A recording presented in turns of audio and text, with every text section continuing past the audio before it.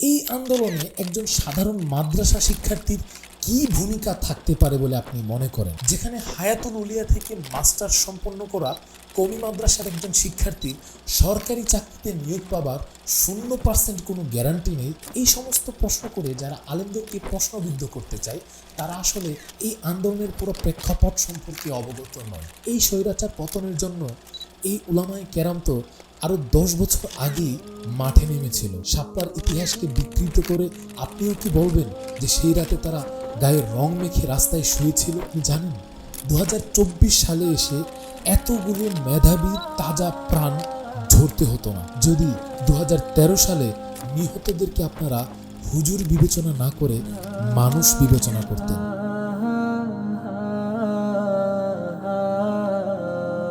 আসসালামু আলাইকুম রহমতুল্লাহ। স্বাধীন দেশে সকলকে ইনকিলাব জিন্দাবাদ। দেশ তো স্বাধীন হলো, দাড়ি টুপি আর গায়ে পাঞ্জাবি জড়িয়ে আদৌ কি আমি স্বাধীন হতে পেরেছি? অনেক ভাইয়ের মুখের প্রলাপ দেখছি, স্বাধীন হওয়ার পর হুজুররা কোথা থেকে বের হলো, বা মাদ্রাসার ছাত্ররা এই আন্দোলনে কি ভূমিকা রেখেছিল। হেফাজতের নেতাদের হাতে এখন রাষ্ট্রের ক্ষমতাভার তুলে দেওয়া হচ্ছে, দেশটা বুঝি শেষ হয়ে গেল, ইত্যাদি ইত্যাদি নানান প্রশ্নে জর্জরিত হয়ে নিজেকে আর ধরে রাখতে পারছিলাম না। তাই মনে করছি কিছু বিষয় স্পষ্ট হওয়া জরুরি। কোটা সংস্কার আন্দোলন 2024, এই আন্দোলনটা আসলে কাদের? 2024 সালের কোটা সংস্কার আন্দোলন হলো বাংলাদেশের সব ধরনের সরকারি চাকরিতে প্রচলিত কোটাভিত্তিক নিয়োগ ব্যবস্থার সংস্কারের দাবিতে সংগঠিত একটি আন্দোলন। এই আন্দোলনে একজন সাধারণ মাদ্রাসা শিক্ষার্থীর কি ভূমিকা থাকতে পারে বলে আপনি মনে করেন? যেখানে হায়াতুল উলিয়া থেকে মাস্টার্স সম্পন্ন করা কওমি মাদ্রাসার একজন শিক্ষার্থীর সরকারি চাকরিতে নিয়োগ পাবার 0% কোনো গ্যারান্টি নেই, সেখানে এই কোটা সংস্কার আন্দোলনে একজন কওমি মাদ্রাসার শিক্ষার্থীর যদি কোনো ভূমিকা আপনি আশা করেন তাহলে এটা একটা হাস্যকর বিষয় বই কিছু নয়। কিন্তু তবুও এটা ছাত্রদের একটা যৌক্তিক দাবি। সেই যৌক্তিক দাবিতে একজন ছাত্র হিসেবে তো কওমি মাদ্রাসার একজন ছাত্র এখানে অংশগ্রহণ করা প্রয়োজন ছিল, তাই না? এই সমস্ত প্রশ্ন করে যারা আলেমদেরকে প্রশ্নবিদ্ধ করতে চায় তারা আসলে এই আন্দোলনের পুরো প্রেক্ষাপট সম্পর্কে অবগত নয়। এই আন্দোলনের প্রেক্ষাপটটা কি ছিল? 2024 সালের 5 জুন বাংলাদেশ সুপ্রিম কোর্টের হাইকোর্ট বিভাগ কর্তৃক 2018 সালের 4 অক্টোবর বাংলাদেশ সরকারের জারি করা পরিপত্রকে অবৈধ ঘোষণার পর কোটা পদ্ধতির সংস্কার আন্দোলন আবার নতুনভাবে আলোচনায় আসে। শুরুতে আন্দোলন সভা সমাবেশের মধ্যে স্থির থাকলেও 14 জুলাই প্রধানমন্ত্রী শেখ হাসিনা তার এক বক্তব্যে কোটা আন্দোলনকারীদের রাজাকারের নাতিপুতি বলে আখ্যায়িত করেন। তার মানে কি মুক্তিযোদ্ধার সন্তান নাতিপুতিরা কেউ মেধাবী না? যত রাজাকারের বাচ্চারা নাতিপুতি হলো মেধাবী, তাই না?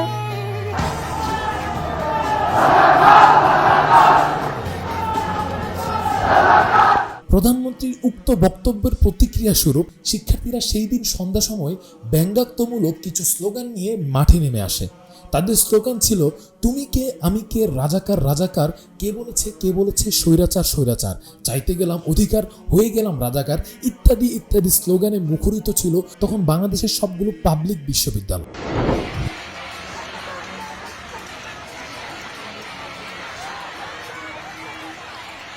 এর পরের দিন 15 জুলাই আওয়ামী লীগ ও সরকারের বিভিন্ন কর্মকর্তা ও মন্ত্রী আন্দোলনকারী শিক্ষার্থীদের বিরুদ্ধে মুক্তিযুদ্ধের চেতনা নষ্ট করার অভিযোগ আনেন।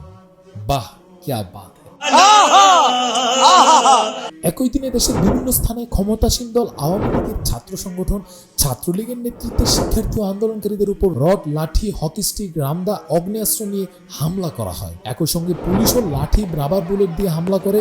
প্রতিবাদে আন্দোলনকারীরাও তাদের দিকে ইটের টুকরা ছুড়ে উভয় পক্ষের মধ্যে সংঘর্ষ বাধে। এসব হামলায় 16 জুলাই থেকে আন্দোলন তীব্র থেকে তীব্রতর হয়। 16 জুলাই বেগম রোকেয়া বিশ্ববিদ্যালয়ে আবু সাইদ নামে এক ভাই পুলিশের সামনে নিজের বুক পেতে দেয় এবং পুলিশ সেই স্বাধীন বুকের মধ্যে গুলি করে তাকে হত্যা করে ফেলে। এভাবে 17 ও 18 জুলাই সারা দেশব্যাপী আন্দোলন চলতে থাকে। 19 জুলাই পর্যন্ত ছাত্রলীগ ও আওয়ামী লীগের অন্যান্য সংগঠন বিজিবি, র্যাব, পুলিশ দিয়ে ও ইন্টারনেট বন্ধ করেও আন্দোলন থামাতে কার্যত ব্যর্থ হলে সরকার দেশ জুড়ে কারফিউ জারি করে এবং মাঠে সেনাবাহিনীকে নামায়। এইসব ঘটনায় কয়েক হাজার শিক্ষার্থী ও আন্দোলনকারী আহত হওয়ার পাশাপাশি 266 জনের অধিক নিহত হন এবং পুলিশ 500 মামলা করে প্রায় 10,500-এর অধিক মানুষকে গ্রেপ্তার করে। 21 জুলাই বাংলাদেশ সুপ্রিম কোর্ট হাইকোর্টের দেওয়া রায় বাতিল করেও সরকারি চাকরিতে মেধার ভিত্তিতে 93% নিয়োগ দেওয়ার নির্দেশ প্রদান করে। সর্বশেষ 23 জুলাই সরকার এ বিষয়ে প্রজ্ঞাপন জারি করে। কিন্তু আন্দোলন তখন আর কোটার মধ্যে সীমাবদ্ধ থাকেনি, আন্দোলন তখন গোটা দেশব্যাপী সাধারণ জনগণের মধ্যে ছড়িয়ে যায়। আর এটাই ছিল 2024-এর কোটা সংস্কার আন্দোলনের একটি প্রেক্ষাপট। কিন্তু যদি 16 জুলাইয়ের পর থেকে কওমি মাদ্রাসার সাধারণ শিক্ষার্থীরা এই আন্দোলনে অংশগ্রহণ করত, তাহলে এই আন্দোলন কোথায় গিয়ে দাঁড়াতো? আপনি কি সেটা একবারও কল্পনা করেছেন? তাহলে আসুন একবার কল্পনা করি।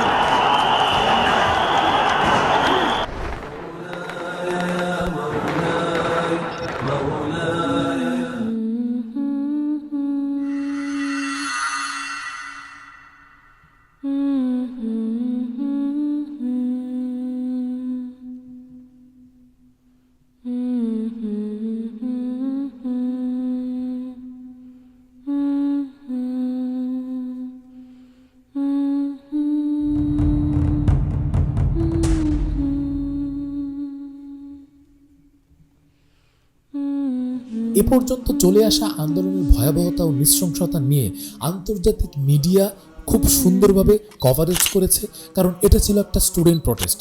আর এখানে কোনো রাজনৈতিক দল, কোনো ধর্মভিত্তিক দল বা অন্য কোনো ডান বাম কোনো দল ছিল না, যে কারণে খুব সফট একটা কর্নার ছিল। এবং এই জায়গা থেকে আন্তর্জাতিক মিডিয়া সহ পৃথিবীর সব দেশেই এই আন্দোলনটাকে যৌক্তিক একটা আন্দোলন হিসাবে প্রচার করে আসছে এবং প্রেশার ক্রিয়েট করে আসছিল। এ কথা চিরসত্য, যদি শুরু থেকে কওমি মাদ্রাসার ছাত্ররা এই আন্দোলনে অংশগ্রহণ করত ব্যাপকভাবে, তাহলে এই আন্দোলনকে জঙ্গিবাদ, সন্ত্রাসবাদ বলে এটাকে দুলিশ্বাত করে দেওয়া হতো শুরুতেই। এই আন্দোলন কেন্দ্রিক সমন্বয়কদের চাওয়া কেমন ছিল? সমন্বয়করাও এটাই চাইছিল শুরুতে, মাদ্রাসা ছাত্র যেন দাড়ি টুপি পরে নিজ পরিচয় বহন করে এই আন্দোলনে না আসে, কারণ এই আন্দোলনের যে গতি ছিল, তাদের এই পরিচয় বহন করার কারণে সেই গতিটা থেমে যেত নিঃসন্দেহে। কোটা সংস্কার 2024 এই আন্দোলনটা যখন ছাত্রদের থেকে বেরিয়ে গেল, অর্থাৎ সকল সাধারণ মানুষের আন্দোলনে রূপান্তরিত হলো, তখন বৈষম্য বিরোধী ছাত্র আন্দোলনের অন্যতম সমন্বয়ক তরিকুল ইসলাম ভাই তিনি কওমি মাদ্রাসার ছাত্রদেরকে মাঠে নামার জন্য আহ্বান করেন। আর তার আহ্বানে সাড়া দিয়ে যাত্রাবাড়ি, ফরিদাবাদ, আরজাবাদ, আজিজিয়া, রহমানিয়া, চরমোনাই, হাটহাজারী সহ দেশের সব বড় বড় মাদ্রাসার ছাত্ররা মাঠে নেমে আসে।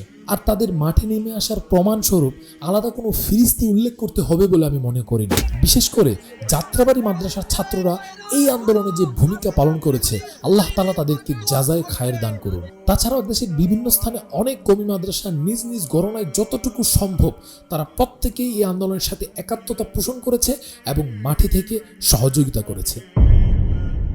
অনেক রক্তের সাগর পাড়ি দিয়ে অনেকগুলো তাজা প্রাণের বিনিময়ে আমরা একটা স্বৈরাচারের পতন করেছি। আর এই স্বৈরাচারের পতনে কতজন আলেম এবং কতজন মাদ্রাসা শিক্ষার্থী আহত হয়েছে কিংবা নিজের জীবন বিলিয়ে দিয়েছে, এই বলে একটা প্রশ্ন খুব কষ্ট দিচ্ছে। বৈষম্য বিরোধী ছাত্র আন্দোলনের ডাকা 2024 সালের কোটা সংস্কার আন্দোলনে শুরু থেকে শেষ পর্যন্ত এ যাবৎ 14 জন হাফেজ এবং আলেম সহ 73 জন মাদ্রাসা শিক্ষার্থী শাহাদাত বরণ করেছে বলে একটি প্রাথমিক তথ্য পাওয়া গেছে। শুধু তাই নয়, যাত্রাবাড়ি মাদ্রাসায় শুধু তাকমিল জামাতেই 213 জন ছাত্র অসুস্থ অবস্থায় হাসপাতালে ভর্তি আছে এবং অন্যান্য প্রায় সব জামাতে 300-র অধিক ছাত্র এখন হাসপাতালে ভর্তি। জামিয়া হুসাইনিয়া ইসলামিয়া আরজাবাদ মাদ্রাসার ছাত্র গুলিবিদ্ধ হয়েছে। এত কিছুর পরও আপনি প্রশ্ন করবেন যে এই আন্দোলনে হুজুরদের ভূমিকা কি ছিল, বা এতদিন পর হুজুররা কোথা থেকে আসলো?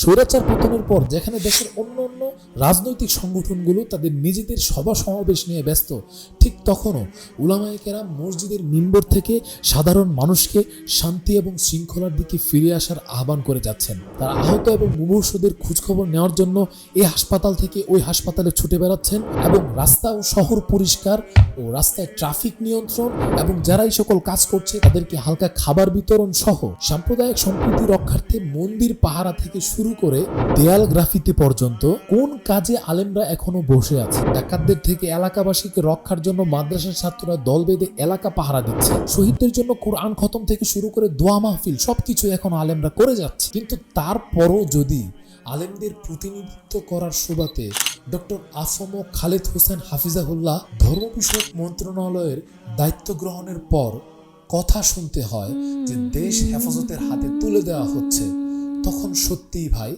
নিজেদেরকে ধরে রাখার আর কোনো অবস্থা বাকি থাকে না। এই স্বৈরাচার পতনের জন্য এই উলামায়ে কেরাম তো আরো 10 বছর আগেই মাঠে নেমেছিল। শাপলার ইতিহাসকে বিকৃত করে আপনিও কি বলবেন যে সেই রাতে তারা গায়ে রং মেখে রাস্তায় শুয়েছিল? আপনি জানেন 2024 সালে এসে এতগুলো মেধাবী তাজা প্রাণ ঝরতে হতো না যদি 2013 সালে নিহতদেরকে আপনারা হুজুর বিবেচনা না করে মানুষ বিবেচনা করতেন। আজ এ পর্যন্তই।